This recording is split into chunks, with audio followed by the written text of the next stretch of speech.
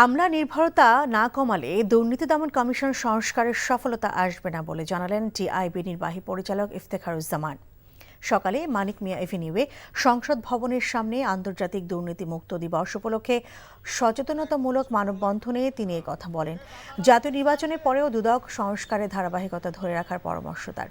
সাঁড়াশি অভিযানের মাধ্যমে রাজনৈতিক অঙ্গনকে দুর্নীতি মুক্ত করতে হবে বলে জানিয়েছেন তিনি। আওয়ামী লীগ সরকার ক্ষমতাকে কুক্ষিগত করতে দুদককে ব্যবহার করেছে। কেউ যাতে ভবিষ্যতে এমনটি করতে না পারে সংস্থাটিকে রাজনৈতিক প্রভাব মুক্ত রাখার কথা জানান।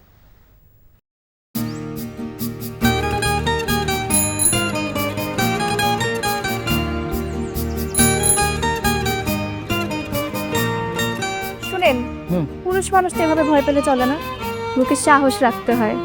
যা বলবেন সোজা সাপটা বলবেন।